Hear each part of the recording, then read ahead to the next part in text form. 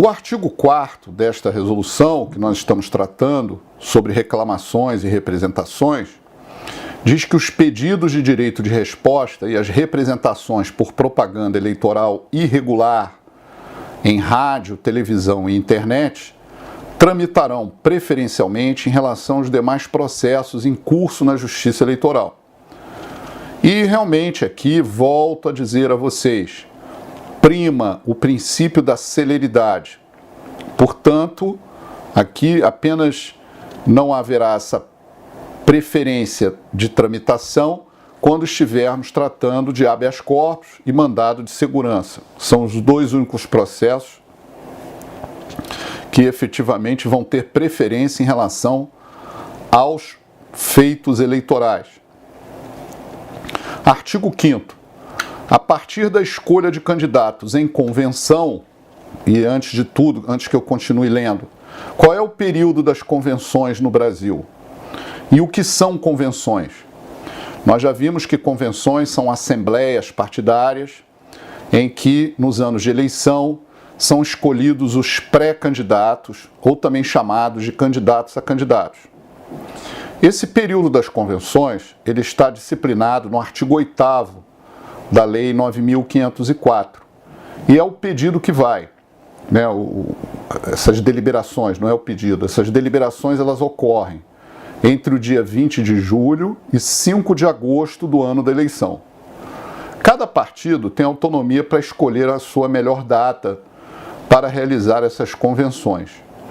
Lembrando que os partidos têm autonomia para deliberar sobre a melhor escolha dos seus pré-candidatos, desde que esses pré-candidatos preencham os requisitos constitucionais e infraconstitucionais de elegibilidade, não sejam inelegíveis e não estejam com os direitos políticos perdidos ou suspensos. Infelizmente, alguns partidos políticos escolhem candidatos em convenção que não possuem ainda, não têm intacto a sua capacidade eleitoral passiva, o que transfere para a Justiça Eleitoral o exame dessa questão, que deveria ser uma questão resolvida de primo pelos partidos. Muito bem. Aqui se aplica também o estatuto do partido e a legalidade do sistema de votação partidária que está disciplinado nessas regras estatutárias, que se encontra inserido nas regras estatutárias. Muito bem, então é assegurado, a partir da escolha dos candidatos em convenção, o exercício do direito de resposta ao candidato. O exercício do direito de resposta ao candidato, reparem, ao partido político ou à coligação atingidos, ainda que de forma indireta, por um conceito, por uma imagem, por uma afirmação caluniosa, ou difamatória ou injuriosa, ou sabidamente inverídica, como, por exemplo, o que se fala dos fake news, das notícias falsas. E isso difundido por qualquer veículo de comunicação social que envolve, inclusive, a internet. Muito bem, aqui a resolução reproduz o artigo 58, caput da Lei das Eleições, que é a Lei 9.504. Mas eu gostaria de chamar a atenção para a sua reflexão nesse ponto, porque aqui o direito de resposta eleitoral é um direito conferido ao candidato. E é muito comum, nas eleições do ano de 2018, que governadores que já estão na reeleição não possam se recandidatar novamente a um terceiro mandato consecutivo. Até porque há uma vedação na Carta Magna expressa no parágrafo 6º e no parágrafo 5º, melhor dizendo, do artigo 14 do texto constitucional. Então, diante dessa questão, todos os candidatos a governador tendem ao quê? Da oposição criticar o atual governador de um determinado estado pelos seus erros e omissões e falhas, etc. Mas o governador que não é candidato à reeleição, não é candidato naquela eleição, não tem o direito de resposta. Então, o direito de resposta eleitoral está limitado a essa legitimidade. Lembrando também que se o partido político daquele governador for atingido, aí sim o partido passa a ter uma legitimidade e pode postular o direito de resposta na justiça eleitoral. Certo? Então, muito cuidado com essa questão, porque também o direito de resposta, ele é deferido não apenas quando ocorre uma violação à honra do ofendido, mas quando há divulgação de um fato que é inverídico. Mas esse fato inverídico tem que ser sabidamente inverídico. Ou seja, se houver uma dúvida razoável sobre essa afirmação, o direito de resposta não será concedido. O direito de resposta, como já diziam dois nobres doutrinadores que foram comentaristas da lei de imprensa já revogada, ele é uma espécie de legítima defesa da honra.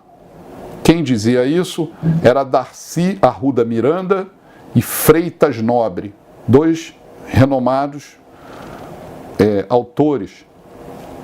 E eu me lembro de suas lições quando eles faziam essa similitude com a legítima defesa, dizendo que o direito de resposta nada mais é do que o asseguramento da intangibilidade, da honrabilidade de um determinado candidato que foi ferido, maculado, vilipendiado por afirmações inverídicas, mas que essas afirmações inverídicas são de sabença, são sediças, são conhecidas de forma inexorável pelo ofensor. Então, nem sempre o direito de resposta será deferido. Por outra, é importante salientar que não pode a justiça, o magistrado eleitoral, deferir uma resposta que, nesse contexto da resposta, seja uma nova ofensa. Isso não é possível.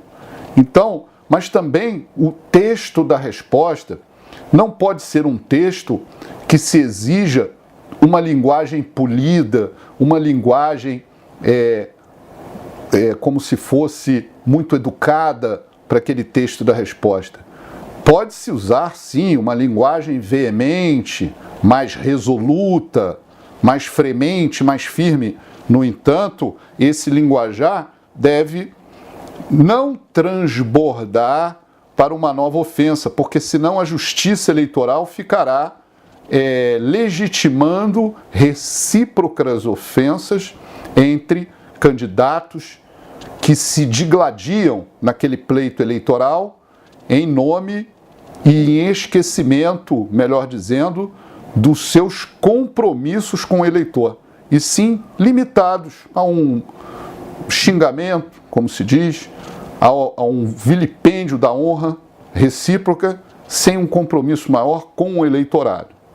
Então, é muito importante o magistrado mandar o ofendido, em alguns casos, não estou dizendo que isso é uma regra, adequar o texto da resposta para que não se tenha uma reciprocidade sem fim, quer dizer, uma sucessividade de ofensas. Pois bem, o artigo 6º dessa resolução diz que os prazos relativos às reclamações e às representações e aos pedidos de resposta são contínuos e peremptórios e não se suspendem aos sábados, domingos e feriados, entre 15 de agosto e 19 de dezembro. E aqui, portanto, nada mais fez a lei do que reproduzir o artigo 16 da Lei das Inelegibilidades, que é a Lei Complementar 64 de 90. Perfeito? Vamos continuar estudando o texto dessa representação, dessa resolução, porque ele é muito importante para os concursos públicos.